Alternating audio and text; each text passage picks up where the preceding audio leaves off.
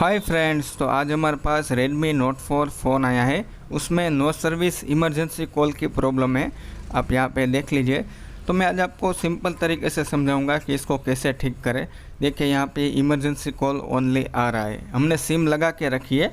तो अभी हम कुछ देर वेट करेंगे तो फिर नो सर्विस की प्रॉब्लम आ जाती है। तो उस कंडीशन में हमें क्या काम करना चाहिए वो सब इस वीडियो में आज हम आपको सही से दिखाएंगे। और हम डायग्राम का यूज़ नहीं करेंगे। हम आपको देखिए यहाँ पे इसकी सील्ड हमने पहले निकाल के रखी है। ये हमारी RFIC हो गई है, मेन WTRIC। तो इसके बाजू में दो कैपेसिटर हमें देखने को मिलता है। तो यहाँ पे हमें वोल्टेज आनी चाहिए, तो वोल्टेज भी हम आपको चेक करवाएंगे। 3G 4G PA के बाजू में भी हम आपको वोल्टेज चेक करवाएंगे। तो हमने सिम लगा के रखी है, तो अभी हम यहाँ पे मल्टीमीटर 20 वोल्ट पे सेट करके रखेंगे और आपको वोल्टेज चेक करवाएंगे। हमने फ़ोन ऑन ही रखा है, सिम लगा के रखी है। तो देखिए यहाँ पे कुछ वोल्टेज आ रहा है, 0 नहीं आ रहा है, कुछ 0.5 इस तरीके से कुछ वोल्टेज हमारा शो यहाँ पे हो रहा है। तो अभी हम यहाँ पे दूसरे कैपेसिटर पे चेक करते हैं। तो यहाँ पे हमारी 1.7 वोल्टेज या 1.8 वोल्टेज आनी चाहिए। तो यहाँ पे कुछ कम वोल्टेज आ रही है और फ्लैक्चुएट हो रहा है, तो फ्लैक्चुएट होना चाहिए। देखिए तो जितना हमारा प्रॉपर वोल्टेज आना चाहिए वोल्टेज नहीं आ रहा है।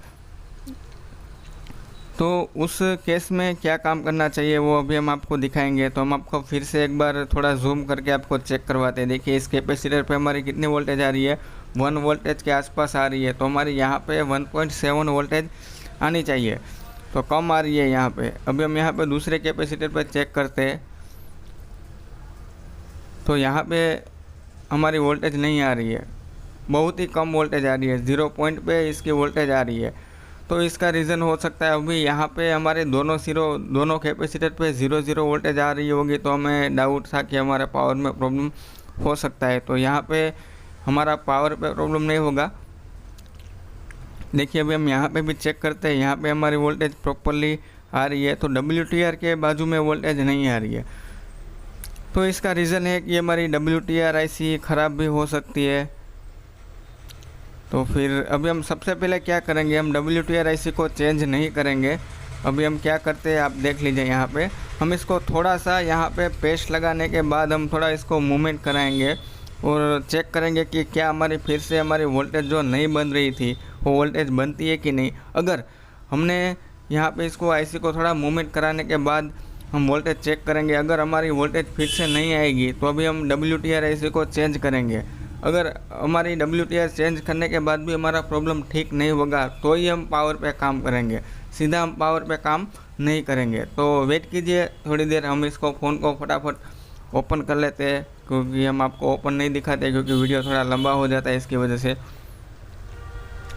तो हमारी जो मेन WTRIC है इसके ऊपर यहाँ पे हम थोड़ा पेस्ट लगाएंगे और IC को हल्का सा इसको मूवमेंट कराएंगे, ताकि क्या होगा कि ये फ़ोन गिरने की वजह से इसकी कनेक्शन लूज़ हो गई होगी, इसकी वजह से भी ऐसी प्रॉब्लम आ सकती है। या तो फिर हमारी RFIC ख़राब हो गई है, इसकी वजह से भी ऐसी प्रॉब्लम आ सकती है। तो अभी हम सबसे पहले यही स्टेज को फॉलो करते हैं और चेक करते हैं क्या हमारी ये प्रॉब्लम ठीक होती है कि नहीं।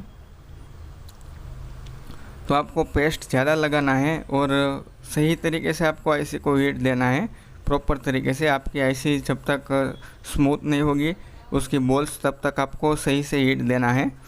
और इसको आपको ट्विज़र की मदद से आपको हल्का सा मूवमेंट कराना है IC को, ताकि हमारी IC एकदम प्रॉपर वे में सेट हो जाएगी। तो अभी हमने यहाँ पे टेम्परेचर 300 के आसपास रखा है और एयर को रखा है 20। तो देखिए अभी हमने यहाँ पे IC को प्रॉपर वे में सेट कर दिया है। तो अभी हम यहाँ पे इसको PCB क्लीनर की मदद से हम इसको बोर्ड को पहले क्लीन कर देंगे और एक बार चेक करेंगे क्या हमारी प्रॉब्लम ठीक होती है कि नहीं। अगर ठीक नहीं होगी तो मैंने आपको बताया कि हमारी WTRIC को चेंज करेंगे, उसके बाद हम पावर पे काम करेंगे, हम और कहीं पे काम नहीं करेंगे। तो आपने देख लिया कि हमारी एक साइड वोल्टेज नहीं आ रही थी, तो हमें पावर का भी प्रॉब्लम हो सकता है। तो ऐसा नहीं होता है हर बार कि आपका पावर में प्रॉब्लम है, इसकी कनेक्शन लूज़ हो जाने की वजह से भी इस तरीके की प्रॉब्लम हो सकती है। तो अभी हम यहाँ पे इसको कनेक्शन करते हैं और आपको नेक्स्ट वीडियो कौन सी चाहिए वो भी हमें कमेंट सेक्शन में ज़रूर बताना। और आप हमारे चैनल में पहली बार हो तो हमारे चैनल को सब्सक्राइब ज़रूर कर देना, क्योंकि हम ऐसी वीडियो आपकी डेली लाते रहते हैं। और हमें बार बार कमेंट भी आती है कि सर आप पूरा वीडियो लंबा बनाइए। तो यार क्या लंबा वीडियो बनाओ यार, 15-20 मिनट का वीडियो बना तो आप 2 मिनट देखते हो, तो यार उसका कोई मतलब ही नहीं है ना लंबा वीडियो बनाने का। तो जो भी अभी चल रहा है 7-8 मिनट 10 मिनट वो अच्छा ही है।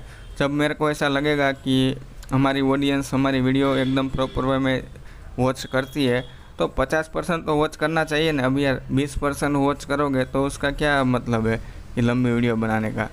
मैं 10 मिनट की वीडियो बनाऊँ तो आप 5 मिनट देखो तो भी मेरे को ऐसा लगेगा कि नहीं आप लोग हमारी वीडियो थोड़ी बहुत तो देखते हो। अगर 10 मिनट की वीडियो 1 मिनट 2 मिनट देखते हो तो उसका क्या मतलब है। तो इसकी वजह से लंबी वीडियो अभी नहीं बनाता हूँ, 7-8 मिनट की बनाऊँगा। तो देखिए अभी हमने यहाँ पे सिम को लगा देते हैं। हमने यहाँ पे इसको कनेक्शन कर दिया है और हम इसको चेक करेंगे कि हमारी क्या प्रॉब्लम आ रही है। और उसको बाद में आपको एक बात और भी बताऊंगा कि आपको किस तरीके से इसको फॉल्ट को फाइंड किया कि हमारी आईसी का ही प्रॉब्लम है, वो भी हम इसको बताएंगे। बीच बीच में हम जो बोलते हैं वही आपको खास सुनना होता है, आप स्किप कर देते हो। हम जो काम करते हैं वही आप लोग देखते हो, तो हम जो बोलते हैं वो आप सुनते नहीं हो। तो देखिए अभी हमने फ़ोन को पूरा ऑन कर दिया है और अभी हम वेट करते हैं, फ़ोन को पूरा ऑन होने देते हैं। उसके बाद हम आपको दिखाते हैं क्या हमारी पहले जो इमरजेंसी की प्रॉब्लम है सबसे पहले हम वही चेक करेंगे। उसके बाद हम वोल्टेज चेक करेंगे कि हमारी वोल्टेज अभी आ रही है कि नहीं। तो देखिए अभी हमारी यहाँ पे नेटवर्क आ चुकी है, Jio 4G भी आ चुका है। तो पहले नहीं आ रहा था, तो मैंने जिस तरीके से आपको बताया कि हमारी एक साइड वोल्टेज नहीं आ रही थी, तो मैंने जो आपको बताया था कि मैं वही बताऊंगा कि आपको सीधा पावर पे काम नहीं करना है। एक साइड आपकी वोल्टेज आ रही है, अगर आपकी एकदम 0 वोल्टेज आ रही होगी तो ही आपको पावर पे काम करना होता है। देखिए यहाँ पे अभी हमारी वोल्टेज 1 वोल्टेज के आसपास हमारी एक साइड वोल्टेज आ रही है। पहले वोल्टेज ही नहीं आ रही थी, अभी वोल्टेज हमारी आ रही है और फ्लैक्चुएट भी हो रहा है। तो आपने देख लिया कि हमने इसको किस तरीके से ट्रेस किया। हमने सीधी आईसी को चेंज नहीं किया, तो हर बार आपकी आईसी का प्रॉब्लम नहीं होता है। आपको एक बार पहले 10-15 मिनट लगेगा आपको ये सब चेक करने में। आपको एक बार ये अपनी RFIC है उसको आपको एक बार इस तरीके से मूवमेंट कराना है, फिर चेक करना। अगर प्रॉब्लम आपकी ठीक नहीं होगी तो आपको चेंज कर देने का, उसमें क्या बड़ी बात है।